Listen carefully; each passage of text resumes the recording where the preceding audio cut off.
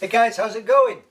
Picked up a few new subscribers from over on Zed's channel, I think. So some people have come along. Thanks for subbing. And quite a few people asked me what I did with the other billet that I'd made when I made Zed's knife. And I just made another knife, very similar design to Zed's. Well, in so much as the colouring of the woods is the same. That's wenge, and that is actually paper micarta on there, and it come out really nice, that blade. Richard, who bought the axe off me and the long knife, when he came to pick his axe up, he saw that and he's bought it, so it's in his sheath. I didn't have a chance to offer it up for sale, that one. So only about 2 years after I started knife making, I decided that I needed a specific machine for the job. Now this is a video obviously about the machine I have just bought, which is a milling machine, and I've been after one. It's probably 5-6 years now I've been looking for one, and I searched everywhere. They're either prohibitively expensive or they're absolutely massive when you start looking for one. The smaller benchtop milling machines are relatively widely available, but unfortunately they all seem to be Chinese, and the good old English and British made machines are few and far between, and they're really expensive or worn out. So I was quite fortunate that I found one 3 weeks ago.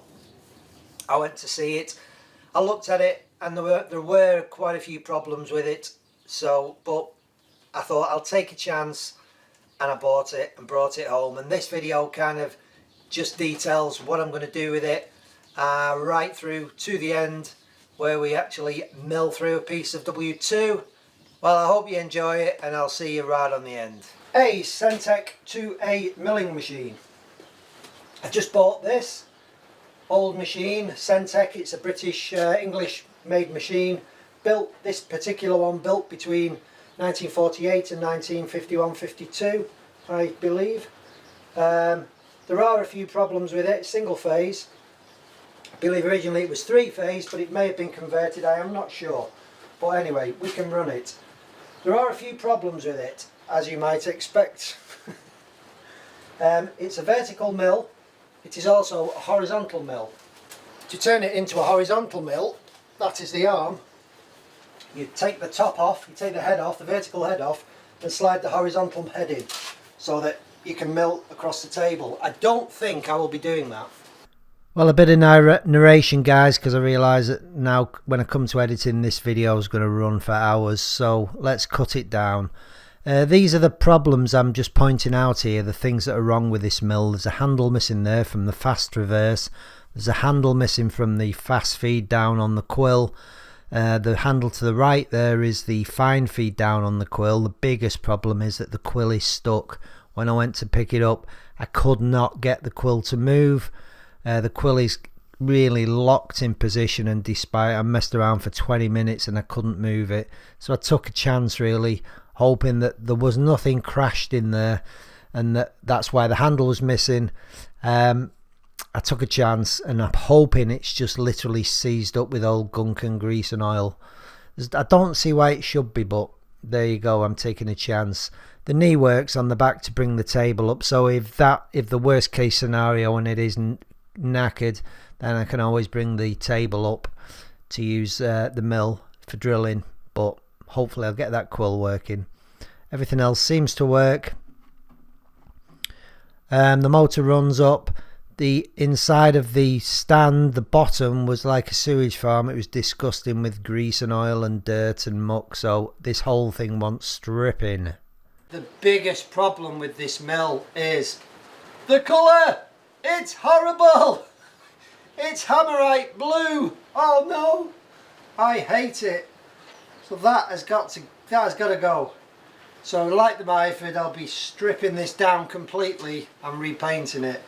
So after taking some of this paint off with paint stripper, I find that underneath, which to me is better than that already. We'll go grey, like me. Well, it put up a hell of a fight getting to this stage, believe me. So that is all the components off, stripped right down to the main body. The only thing I left in was them 2 gear wheels there, because I didn't really see the need in taking them out. The bearings are really good on them, and it looked like just such a big process to try and get them out. There was no point. All I had to do was, there's a sump there because that's the actual gearbox. There's a sump in the bottom that is full of gunge and old oil and grease, so that wants cleaning out. I'm going to take this outside, cover it in petrol, get the worst of the grease off, then put a degreaser in and power wash it down.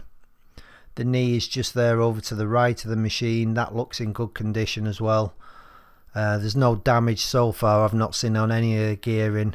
I've literally just slid the head off the top, so I'm going to have to strip that and inspect it to find out why the quill is stuck down. But so far so good. Well, here are some of the big components all stripped off the machine just on the bench, and that is the head of the machine.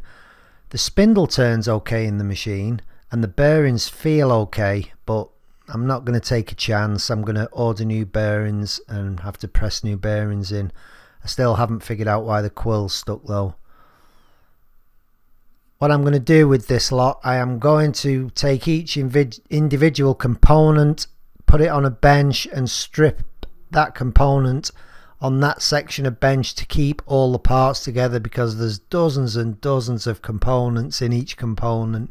I don't want to get everything mixed up and then have like a jigsaw puzzle at the end trying to figure out what screw comes where.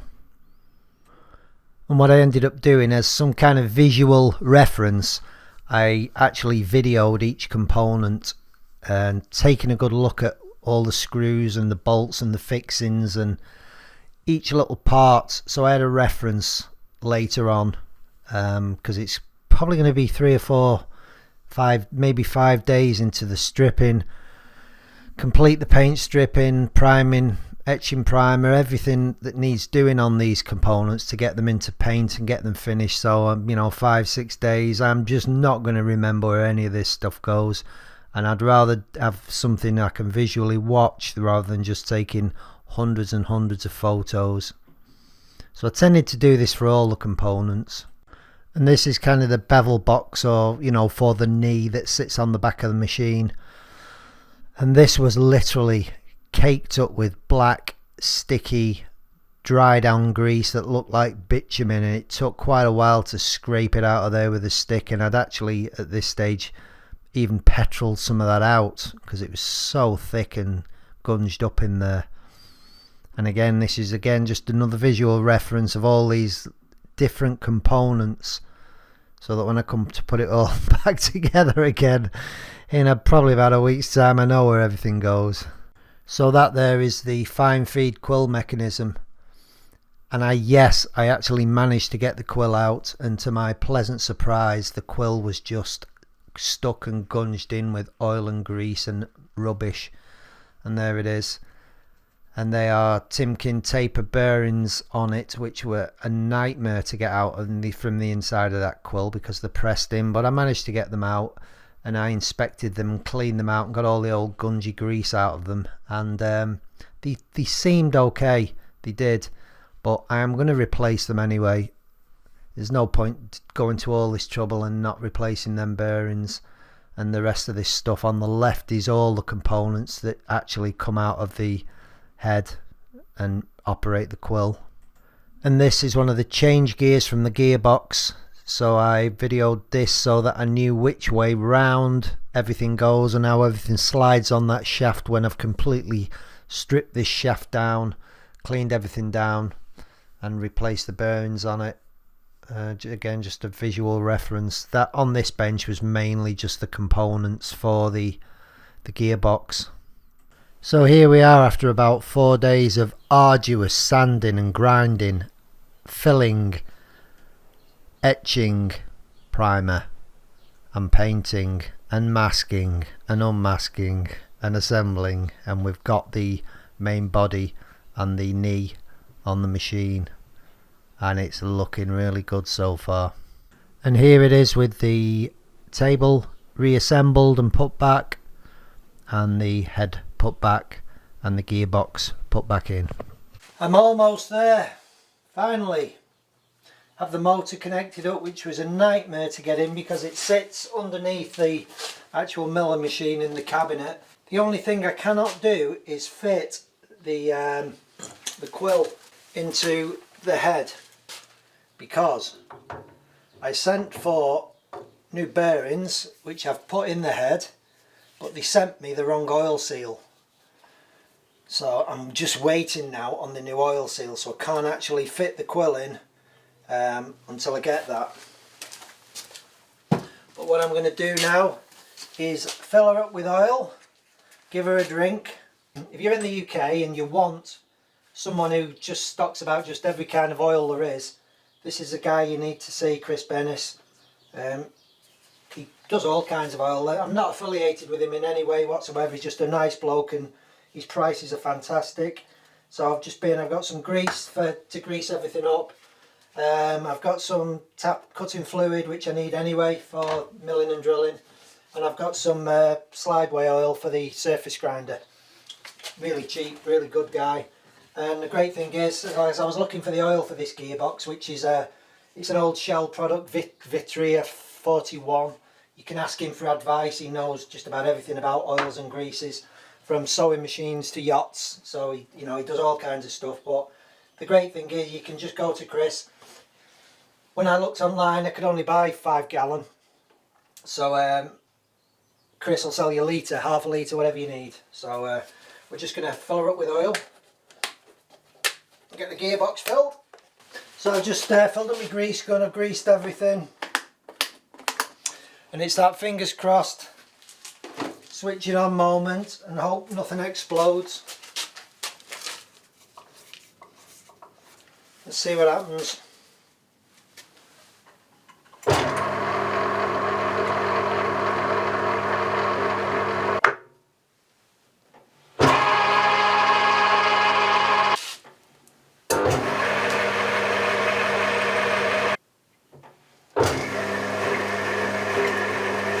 Right, I'll come back when I've got the head bearing in and we'll maybe do a bit of drilling.